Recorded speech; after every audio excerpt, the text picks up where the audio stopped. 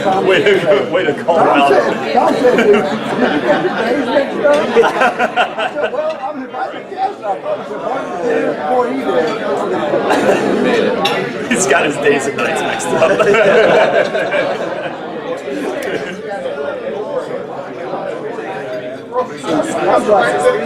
Dude, the classes start today. They are walking into classes in about in 50 minutes. So I was over there for about 2 hours last night, finishing up some tech stuff, like one of the teachers' whiteboards and stuff. And it was, yeah, I'm over there like pulling the wiring from the wall apart because I don't know what happened, but like one of the wires completely came off of there. Good morning. Oh, that was a really big. Good morning, Gate City. Good morning. I tell you, nothing says love like joining a club with 72 members and sitting by yourself for every week. Ashley, I believe you have an invocation this morning. I'd like to start by, I found this really cool quote from Mother Teresa. I want to start with that, and then I'll do a short blessing. People are often unreasonable and self-centered. Forgive them anyway. If you're kind, people may accuse you of ulterior motives. Be kind anyway. If you're honest, people may cheat you. Be honest anyway. If you find happiness, people may be jealous. Be happy anyway. The good you do today may be forgotten tomorrow. Do good anyway.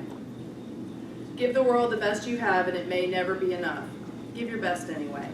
For you see, in the end, it is between you and God. It was never between you and them anyway. Let's bow our heads in prayer. Dear Lord, thank you for the bountiful and delicious meal we have before us. Thank you for the hands that prepared the food and the smiling faces of the O. Henry staff that serve us week after week. Let us give thanks for all we have and the opportunity we have to serve others through this wonderful Rotary Club. In your name we pray. Amen. Amen. Let's do the pledge. With allegiance to the flag of the United States of America and to the republic for which it stands, one nation, under God, indivisible, with liberty and justice for all. And now the four-way test of the things we think, say, and do. Is it the truth? Is it fair to all concerned? Will it build goodwill and better friendships? Will it be beneficial to all concerned? My Rotary moment. So I had to think about this, come up with another Rotary moment. So since we have fundraiser coming up, I thought it was somewhat selfish Rotary moment, which was 4 years ago, and I don't know if Darlene's here. But Darlene knew that I was a really big Avett Brothers fan, and I still am a really big Avett Brothers fan. And so when we had the Avett Brothers for our fundraiser at White Oak, I remember she came up to me and she was grinning so big and she said, we're going to need a photographer for the VIP event. And I hear that you really like to take pictures and you really like the Avett Brothers. And I have to say that was a really, really cool moment for me to pretend like I was a professional photographer and to meet the Avett Brothers and to take everybody's pictures. And then I went back to being a boring number cruncher. So that was a very moment. Awesome. Ashley, thank you.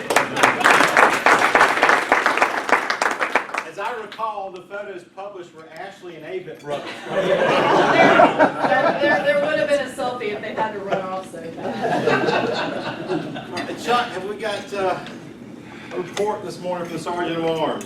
We have 41 Rotarians here this morning, including one visiting Rotarian. Deborah Friedman is here from Summit. Deborah was an honorary member here. Where you been? And Jonathan Smith has the guest this morning. Thank you, Chuck. This is my guest, Stephen Boatman. More than my guest, he's my employee. He joined Jonathan Smith and Company 2 weeks ago. He interned with us last summer, and obviously he couldn't get enough, and neither could we. But anyway, I want to say that in the first 2 weeks at Jonathan Smith and Company, he's done smarter work and more work than I did in the first 2 years.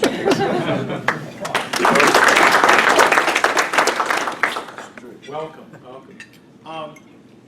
And welcome back to Dale. Thank you.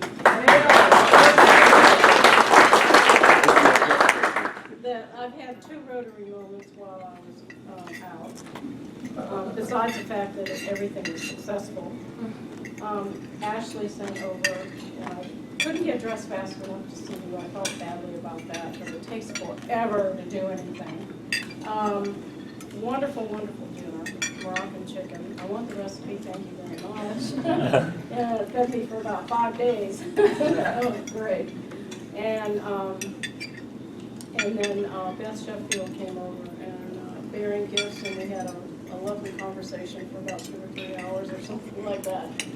Just, you know, Yes, while yes, away yes, a nice usually Sunday wines. afternoon. Well, it was a beautiful day, and I could go out and take a walk and do all that kind of stuff. So it was just wonderful to see. And thank everybody for all your emails and best wishes, because it worked. Fantastic. Welcome back.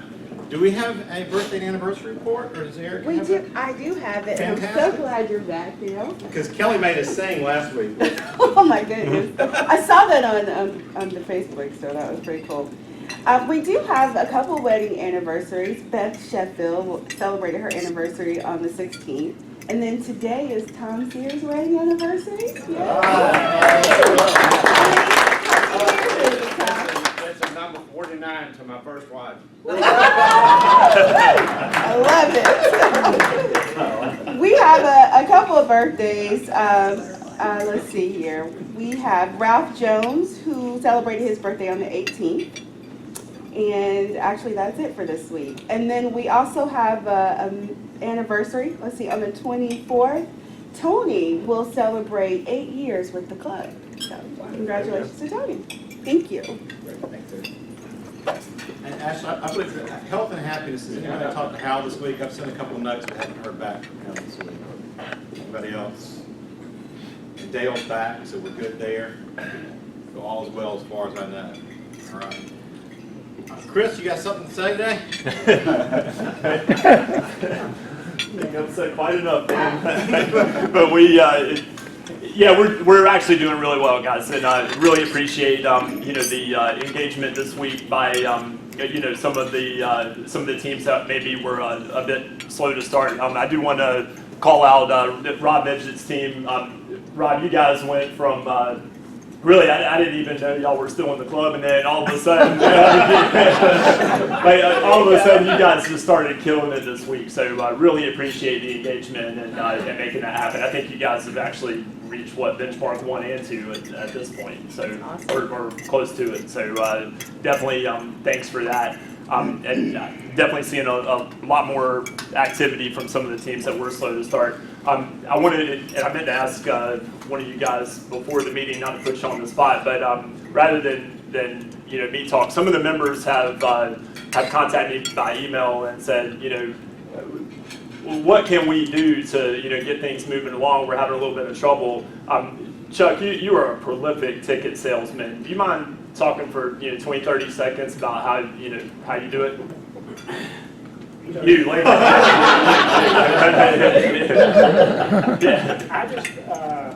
I just contact people to do owe me a few favors. So how many did you say you wanted? As you always say, I don't do anything we can do. You ask, all you can do is say no, yes, or no. So you just ask. That's all you have to do. And I get a lot of no's. I got a few yeses. Yeah, a few. And so you have to keep asking. Well, I really appreciate all your work on that, and the reason I'm calling on Chuck is he's not doing it all with just the big home run, on a big sponsorship. I mean, he's grinding it out and hitting a lot of singles, and for those of you who might be having problems getting the big sponsorship, that's okay. Pick up the tickets and the individual tickets. And look, at $20-$30 a pop, it doesn't take long to make a big impact. So pick up those tickets and just make the ask. Thanks, Tim. Thank you. Membership, I don't see Cheryl, but the 7-day letters, today is the last day, so if you have a problem with Tom Phoenix, this is the last day. It keeps coming, I don't know what we're going to do. What time today? Yeah, I think it cuts off somewhere around happy hour, that's open. So, Park will be here, and we'll we've got a couple others in the hopper, so well done, Gate City. Do we have some time for Happy Dollars this morning? Oh, Pete, I always forget you. Street Trash. cleanup next Saturday from Cleopatra's, 8 o'clock. Not this Saturday. Next Saturday. Next Saturday. I'll be there this Saturday. Take many hands like make light work. Takes about an hour. 8 o'clock. 8 o'clock. Very good. Bobby? Buster, I happy don't dollars. see Buster. Happy dollars. What Chuck didn't tell you is dentists have special drugs they give you when you get in the So, I'll kick off happy dollars. Went to the beach last week, spent a lot of time in the surf, and no sharks ate me. That's great. There probably wasn't enough meat on my bones. And I have a second happy dollar. Y'all know I love to fly. I started in 1982, took all the classes, ended up got my commercial license in 1991, and there was one rating I never had, and the regulations changed next year. In order to work for the airline, it used to, all you had to have was a commercial, but now they've always had an airline transport pilot rating. It's a big old test, and you go for the flying kind of review of everything you did. But anyway, I got it on Monday. Trouble is, I don't think the airlines are hiring 58-year-olds.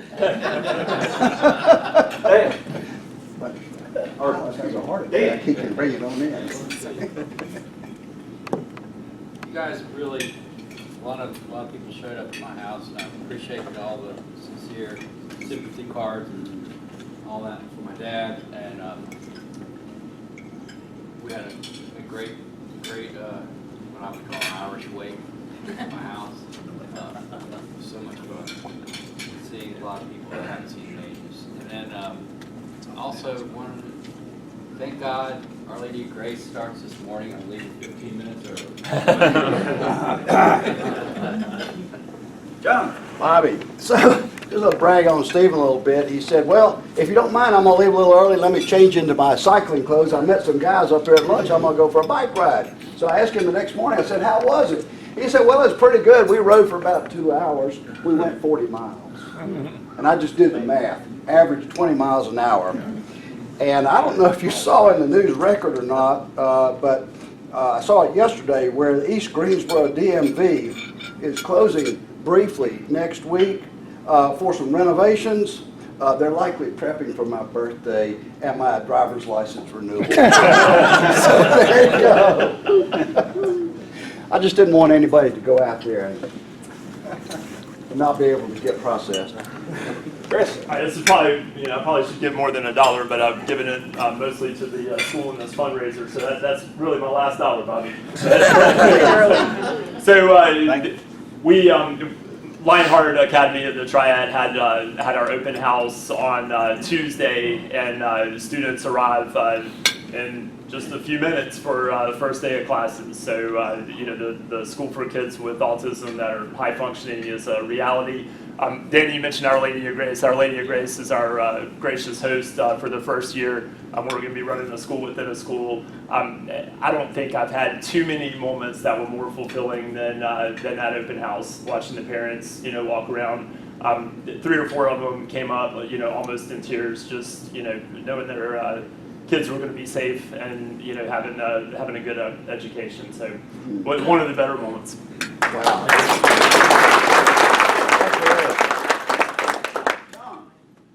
I'm not sure what the proper procedure is for this, but when I was in Florida last week, I visited a Rotary club and I brought home a banner.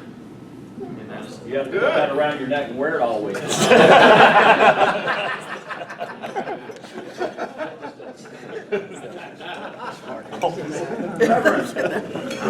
Next Thursday, I will be on a bike in Botswana, and I don't know how it happened, but to get Hope Ride on the same fundraising cycle as the fundraiser, it just didn't work out really well. So I'm not hitting anybody up for donations. If I am eaten by a lion, send flowers. Cecil the lion's cousin. Be careful what you eat this time. Yeah, be careful what you eat. The first dollar, of course, is thanking everybody for your good wishes and so forth. I already talked about that.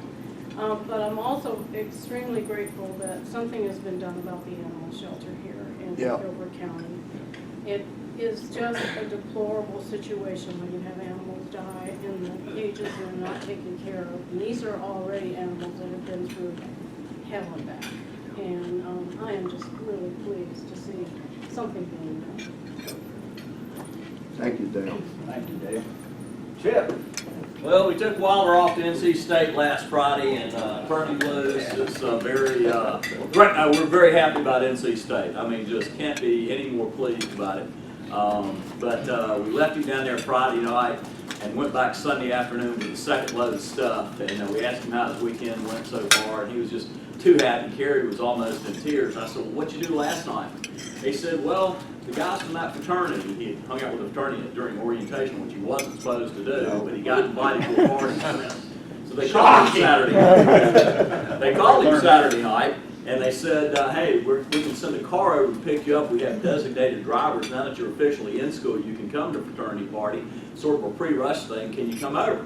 Wilder said, well, I got a bunch of friends here. There's 12 of us. I don't know how you're going to handle that.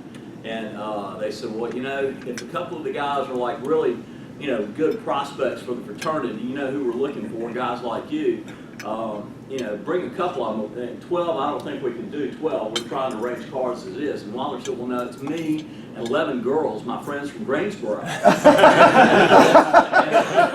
Their response was, we'll be there in 10 minutes. So I don't know if the fraternity's a great idea for a freshman, particularly my son. I'm pretty sure he's getting a bid from that fraternity. Apple doesn't fall far from the tree. Anymore.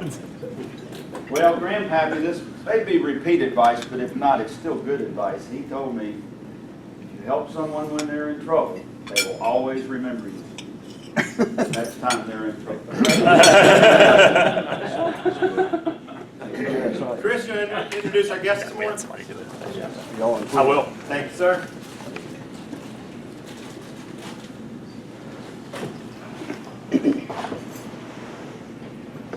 All right, so today we have Jim Robinson, and he's also joined by, I was corrected a little bit this morning, interim chief Bobby Nugent. So we have the fire chief and the deputy chief here this morning, so I think we're safe.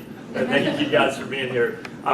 Jim Robinson is, in his bio, there's a lot of acronyms after his name. I'm not going to read them all because we're not going to understand what they all are. But Jim began his career in the fire service in 1990. He's currently serving as the interim deputy chief with the Greensboro Fire Department here. And he is ISO Class 1 and CFAI accredited, which is a ISO Class 1 and CFAI accredited department. He's served with the fire department here for 20 years. And he's currently assigned to the Emergency Services Branch. He's a graduate of the Executive Fire Officer Program at the National Fire Academy, holds a bachelor's degree in Fire and Safety Engineering from the University of Cincinnati, and has a master's degree in Emergency Management from Jacksonville State. Currently with the department, he's in charge of citywide emergency management, hazmat, and tank farm related issues. He's going to talk to us this morning about something pretty specific, and I don't know if any of you guys remember giant tank blaze right off of I-40 several years ago. And Jim is, I think he's become kind of the go-to expert on such things, so he's going to talk to us about that in a minute. Chris, thanks for an introduction.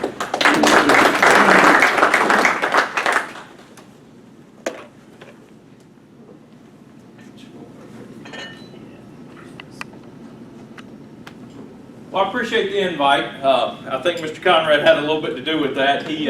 I saw him over at Crescent several months back, but we appreciate the opportunity to come in and speak with you guys. Rotary is very similar to the fire department. You like to have fun. That was obvious this morning. And you like to serve, you like to help the community, and you like to eat. We fit right in with that. And we want to come in and talk to you about something that happened back in 2010. You all ride down the interstate every day and you see these big, huge tanks of gasoline. I know sometimes it goes through your mind what's going to happen. when they catch on fire? Are they going to explode? Are we safe? We do have the largest above-ground fuel storage in the United States. And that's refined storage. Not crude oil, but it's all refined products. So I don't know if that makes you feel safe or not. But back in June, we had a lightning strike, and it was around midnight, 1 o'clock in the morning. You can see the weather. It was extremely hot, and this, you gave me 20 minutes, and this usually takes me about 2 hours. So we're going to go as fast as we can. So multiple 911 calls reporting there was a lightning strike. So folks coming down Interstate 40 right at Gallimore Dairy are calling it in, telling us, you know, one of your tanks has been struck by lightning. So is that Colonial Pipeline, which, speaking with business and industry, we have a relationship with Colonial Pipeline that we consider a model for public-private partnership. Yes, they pay taxes, but they do a whole lot else for us.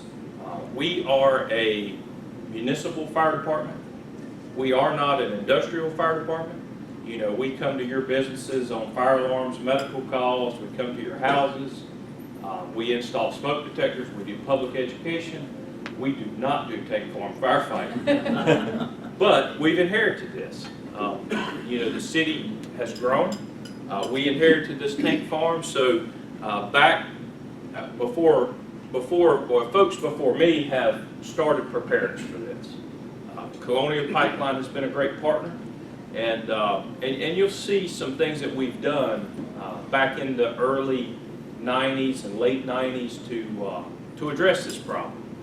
So it was tank 819 at Colonial Pipeline. It's 80 foot in diameter, so that's not very big in tanks. They've got some that are 180 foot in diameter. So this one held 22,000 barrels of gasoline. One barrel is 42 US gallons. So do the math, you know, that's a lot, millions. And so some facts about it, about 150 folks responded to the call. To give you a gauge of that, we have 580 folks in the fire department. On any given day, we got about 135 working, 140. Every day, we have 140 firefighters working. And it took almost 2 million gallons of water to extinguish the fire. That's a lot of water. The city of Greensboro uses about 45 million a day, you know, according to summer and winter, but on average about 40 million. This facility is considered critical infrastructure by the Department of Homeland Security. The importance of the pipelines in this facility to the East Coast are immense. It serves all your airports, your LaGuardia, your JFK, you know, your Newark. It serves Norfolk Naval Base. So all your major hubs of military and public transportation come through here. This is kind of your midpoint for it. Colonial Pipeline pumps about 1.5 million barrels a day, and they are the largest refined transport in the world. So that gets attention of TSA. They're considered just like a vehicle, that pipeline is. And of course DOT, they have a pipeline group. So they are scrutinized by a lot of folks. So back in June, this was from Timco Aviation, now HACO, from a security camera, I guess maybe a mile away or so. And you see the lightning strike, and that's where it grounds into the tank. And we have video of following that, kind of a small explosion, if you will.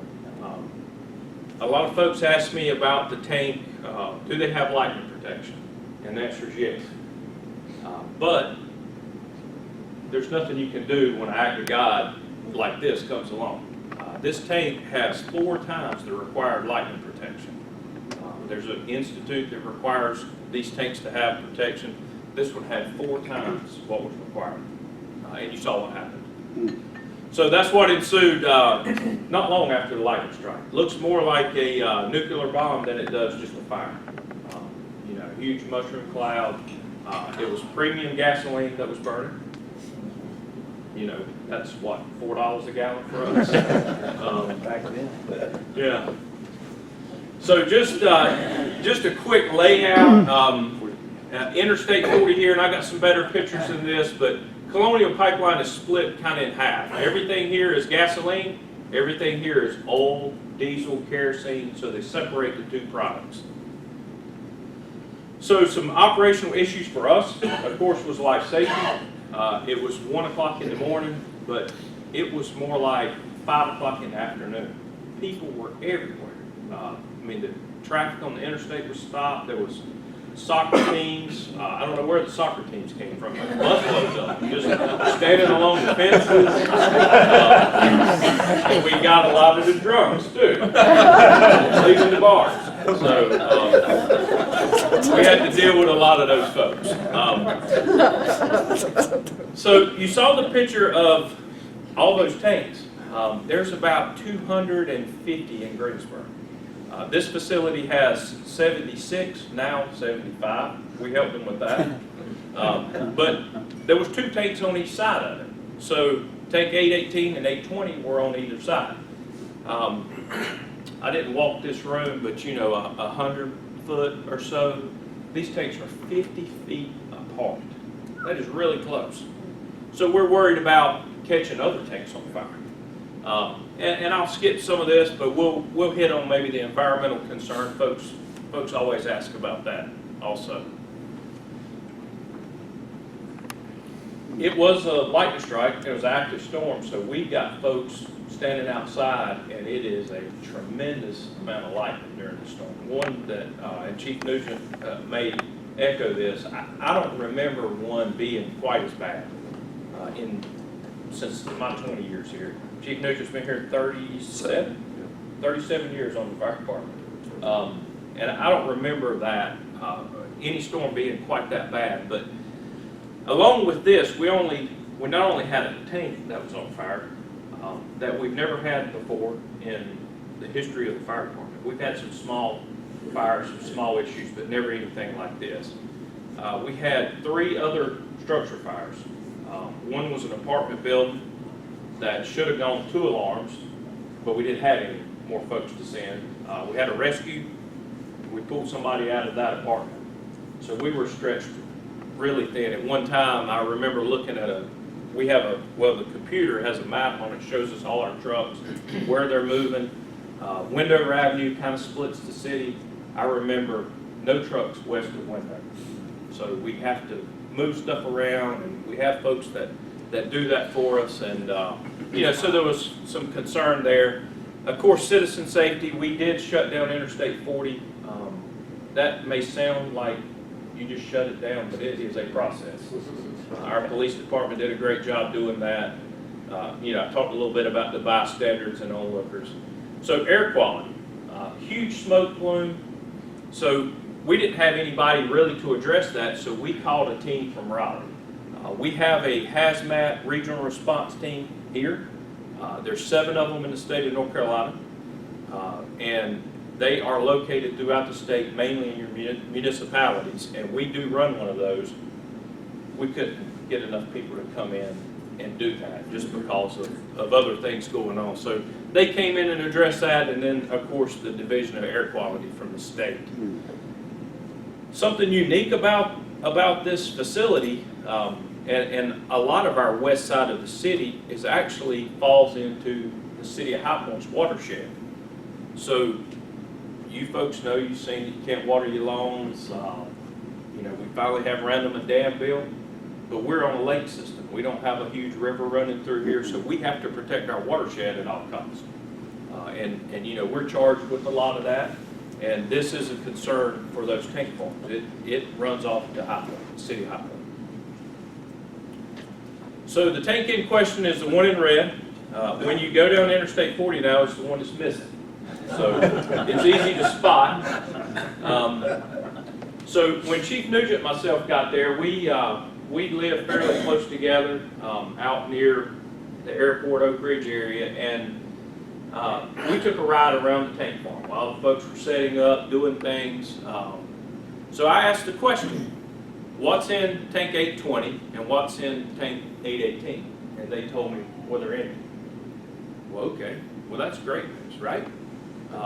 You know, except for maybe vapors in it, that's a concern for us. But empty's a little bit better. So maybe 2-3 hours into it, I want to clarify what empty means. And their definition of empty and my definition of empty are two different things. It's like when your gas light comes on in your car and you're bargaining with the car at that point. I can get 15 miles, 20 miles. I know I got a couple gallons. So I clarify, what was in tank 818 was 10,000 barrels of gasoline. That's 420. It's almost empty, isn't it? So the light was on. Isn't that half what was in 819? No, that's not half. Well, it is half. Yeah. You're correct. That's 20. This is a 20,000 barrel tank here, and I don't even know 60,000 barrels in this one. So the light was on at 10,000 barrels. That's 420,000 gallons of gas. And I asked the guy, can I get some of it? You know, if it's I'm not going to miss it, right? $4 a gallon. So, and I want to say 820 was 2,000, 3,000 barrels at that point. It really didn't matter. I knew I had a problem, and Chief Nugent knew we had a problem. So, you know, these tanks are not cheap, and we, you know, not really concerned about the one burner, to be honest with you. If it burns, it burns. If it burns all the way to the ground, they're going to tear it down anyway. Of course, we do want to put it out, you know, protect the environment, save what fuel we can. But these tanks beside it are, you know, several $1 million worth of tankage, and not considering the product that's in them. So, you know, our first order of business is to protect those exposures on each side. And that, you know, that's the same thing. And there was one other tank that was in that same dike wall. And you see all of our efforts there are going to protect the other tanks. So the only thing that we lost and damaged on those two tanks that are 50 feet apart was some plastic gauging equipment and one of those aluminum panels. It had some damage to it, so we felt pretty good about that. So, talking about water, I showed you it took 2 million gallons of water. Well, we got to get it from somewhere. A standard fire hydrant that you see on the street. In Greensboro, we paint them green to camouflage them.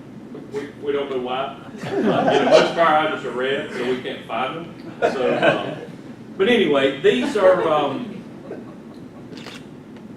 This is a standard fire hose on the left that a fire truck carries in your neighborhood to your business. It's 4 inches in diameter. The water line that's going down that street is 12 inches under the ground. So we have 10,000 feet of this special hose just for the tank farm, and it's 7 1/4 inches.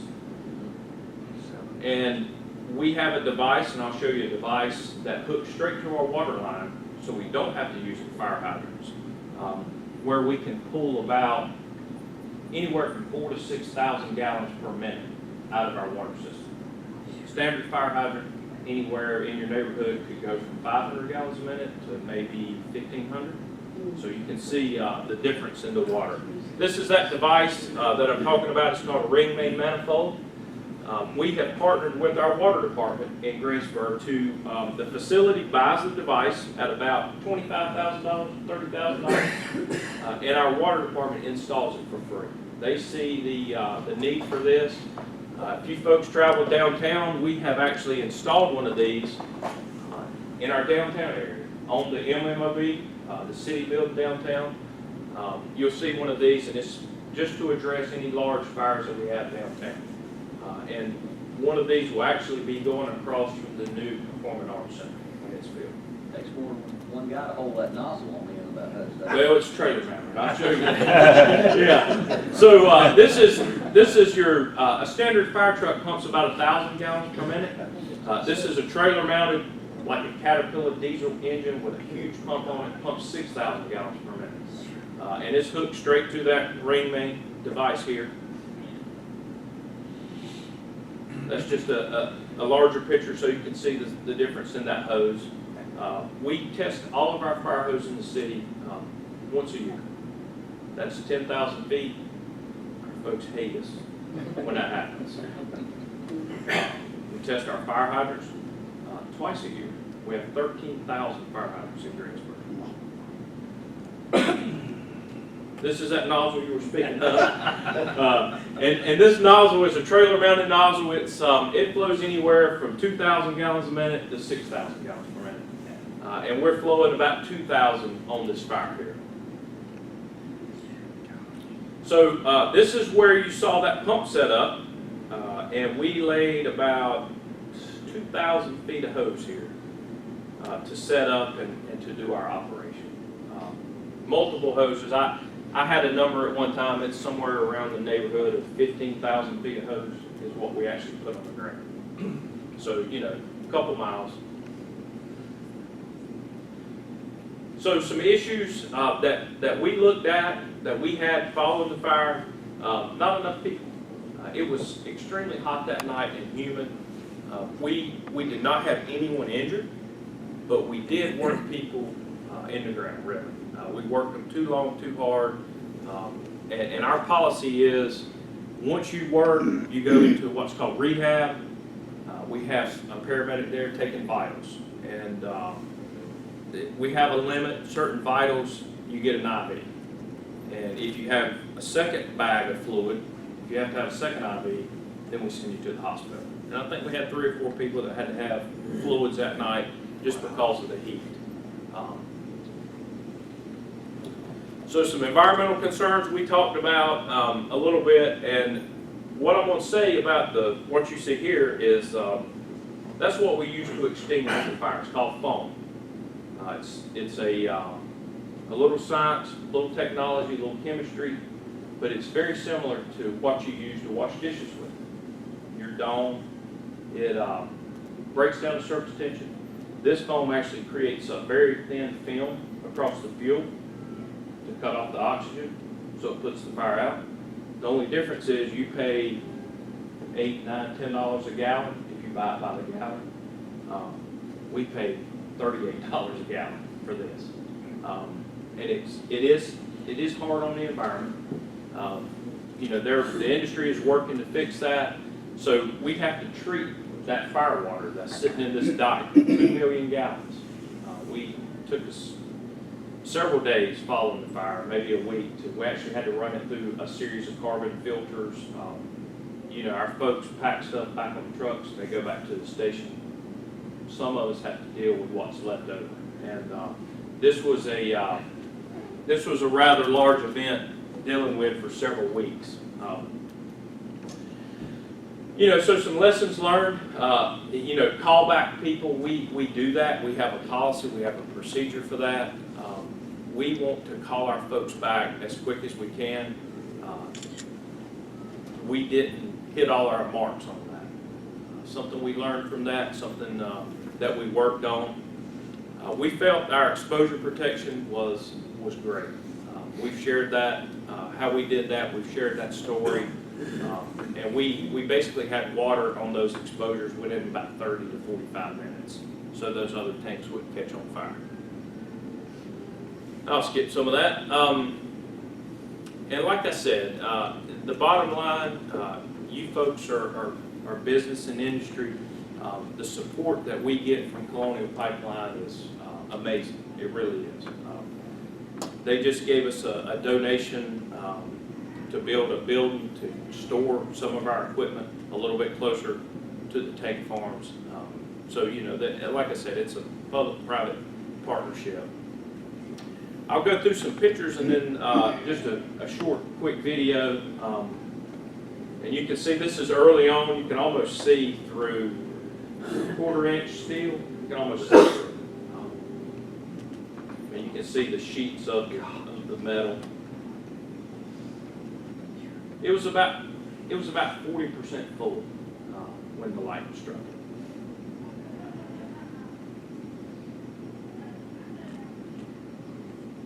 Are can the dikes hold 2 million gallons of water? They can. The dikes are designed to hold everything that's in that dike. And are they lined? They are not lined. They're clay lined. The newer ones are lined, but these are just, they have a clay base.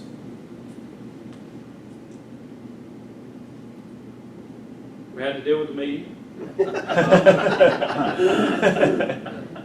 But fortunate for most people, or it was maybe a little bit unfortunate for us, you were in bed at 1 o'clock in the morning. So it was a Sunday. You probably slept in, got up, had breakfast. We had the fire extinguished about 5:30 or so. So the news was there live the entire time. I think WXI never cut away for 2 or 3 hours. So when you woke up, fire was out, media was gone, and we went on like normal business. And Monday, we get phone calls. What happened? When all day Sunday, didn't know anything about this. So we got very little coverage of it. We got a lot of coverage at 1 o'clock in the morning, but so good and bad.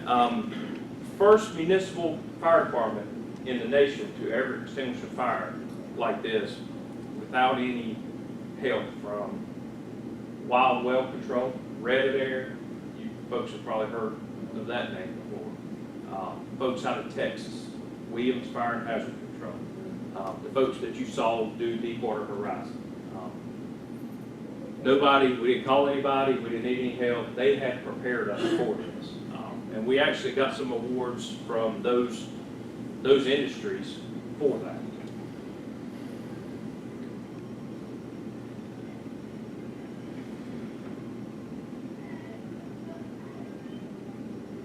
That's where we started flowing that foam. So we flowed water for 3-4 hours while we set everything up, got everything in place. The foam has to be here before we can do it. So it's a one-shot deal, and that's it. But right near extinguishment. A lot of folks asked about the heat. We did have firefighters where those guys are standing on the ground that had on breathing apparatus on their back with a mask, and we melted a couple of face pieces. So to melt a face piece, you're talking 600-700 degrees. And it spidered the face pieces. If you had had the foam set up, ready to go at the very beginning, would you have just started with that, or do you need to start it with water? Yeah, we always start our exposures so we don't burn anything else down. That's our priority is those exposures. With water. Okay. With just water. $38 a gallon, it's got to be right. So the importance of where that nozzle is sitting is paramount. So we test it, train with it. We have range finders on the truck, so we make sure we put it in the right place. Like I said, it's a one-shot deal. The foam, they want us to have 2 extinguishments on hand in case it doesn't go right. Back then, we really didn't. We called some folks from Charlotte to bring some additional foam for us. We had enough to extinguish it one time, but not twice. So once you extinguish the fire, you still have gasoline that's there. So you have to keep putting foam on it to create a blanket until we can figure out what we're going to do with it. Luckily, these tanks have bottom valves on them, so we pulled it out and put it in another tank. Not every farm has that. That's a truck that came from Charlotte to help us. Oh, yeah, you're good. Okay. Good. I just had a question. Yeah. I was going to ask the question. You said there was some fuel left. How much was left? Because I just assumed that maybe you all had to control it and this thing burned itself out, but there was still fuel left in the tank. Oh yeah, we extinguished it. Right. At 25% Probably full, so, yeah, probably. probably so. It burns, Who bought that gas? yeah. At a discount rate. It burns at a rate of an inch, 2 inches an hour, so it doesn't burn real fast. You know, what you see, you know, the vapors is what's burning. So it's really, you know, not much burn. We actually pulled some off prior to extinguishing it to get us some tank average. So we would have somewhere for our nozzle to hit the back wall. So we pulled a little bit out. We can only pull it out up to about really 100 degrees, gasoline at 100 degrees. And going through pumps, and we never got, I think we got up to about 95 degrees or so. And then we stopped pulling it, let it go static so it wouldn't be sitting there circulating. We want it as static as we can get it. So we did pull some out prior to it. I don't remember what the loss was, but it was Significant. yeah 100,000 gallons of gas, 150,000 gallons. It was a significant loss. About 6 months supply. Yeah. I can't say enough about our partners around town that you know, Rotary supports some, the Red Cross you guys support. Our non-governmentals, we call them NGOs, they support us every single day. You know, some folks know the Red Cross is, you know, giving blood, but they do a whole lot more.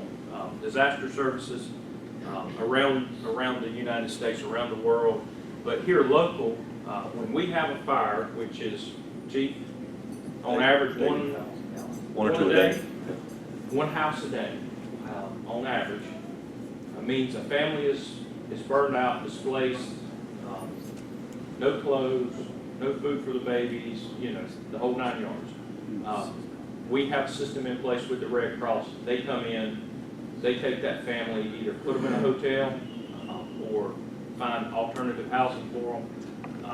They have a team that is there within 30, 45 minutes, and they really help us out on a daily basis. That's what was left. You know, like I said, at the end of the day, they tore it down. They could have probably, you know, cut the metal at the bottom ring and started over, but they didn't want to do that.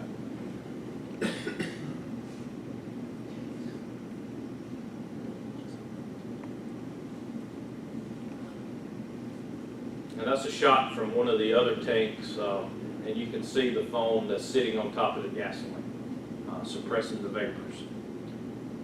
You know, I'm familiar with boating and gasoline, and they say 2 cups of gasoline in the hull, and inside the hull of the boat is enclosed vapor, like a stick of dynamite, 2 sticks, 4 sticks, whatever it is. So I assume that the floater, the top of that tank, keeps the fumes or the vapors to a minimum. Is that why that tank didn't erupt like a bomb? That's correct. On this tank, it has an internal floating roof, means it's a metal or aluminum roof, and then on the outside it has a rubber gasket, and it goes up and down with the fuel level. So there's a couple problems with that. And you talked about the level of the gasoline and your boat hull. Well, that pan that's in there, it has legs on it, about 6-foot legs, so people can go in and work on it. We don't want the gasoline to go below. Once it sits down at the bottom, then we create the exact same thing you're talking about. We create a vapor space. And there's been video, you can look at them, where they created that vapor space and it explodes, and that pan that's covering that gasoline actually lifts off and goes flying like a saucer and hits other tanks or whatever. So there's a whole lot to think about other than just, you know, we discussed pulling some gasoline out of it. Chief Nugent will probably tell you I was pretty adamant not to do that. I got outvoted. I don't think I'll get outvoted again. But, you know, it was a lesson learned from Colonial side and our side, you know, not to create that vapor space. But to the best of our knowledge, this tank probably had a weak seam in that gasket, and that's what put vapor above the pan. When the lightning struck it, set it on fire, we think the pan actually sunk pretty quick. I've got pictures of the pan, I don't know if they're here, but a lot of significant fire damage on one side. That looks like, maybe it was at an angle, and when it was burning, it just kind of destroyed half of it. We think the other half was sunk in the gasoline. Who took all your pictures? We have a videographer. He's an employee of the fire department. He does more than just pictures and video. He runs our audio visual for everything we do. You know, you're filming, we film. We actually have our own channel on Time Warner Cable that's just in our fire stations, and we can push messages out to 25 fire stations, soon to be 26. We can do training with them. Chief Nugent can video a message and send it to them, and the guys can sit down and watch it. Instead of pulling 25 firehouses to one place, which we don't do that. That's the way we do a lot of our info. Was this paid Got one more for? minute? Was this paid for straight out of the municipal budget or some type of? Colonial does most of it. They paid for most everything that you saw, that equipment that we use. Part of this was a Homeland Security grant that we received. It has a 25% match. Our tank farms paid our match. We have very, very little city budget in this. So some things that we've done, we carry foam in 265-gallon totes, $10,000 a piece. This truck has 8 totes on it. This truck, Colonial purchased every one of those. That's about $250,000 worth of foam carried on this truck. What's the shelf life on 25 years. I just sent half of this to the Bahamas when you saw the Crowley barge that was on fire. We sent half of this, we carried it to the airport, loaded on a transport, sent it to the Bahamas. They sent us a new load, so hopefully we can keep our shelf life rotating. And just some changes, some things that we've done since the fire, of course. Some equipment, easier way to get stuff there. I got some video, but I know you guys are short on time. I tell you what, Jim, if you don't mind, we're going to close the meeting. Sure. If you could stick around, I'm sure some folks would like to see that and have some questions because others need to get out of here. Chief, thank you for coming. Jim, thank you. We're going to give a book, and it's so appropriate, Spooky Stories, to Code Elementary. And we want to get you guys to draw a graphic for us. Sure. And if anybody wants to stick around, I'm going to stay and watch the video. And you bring the last 3 numbers.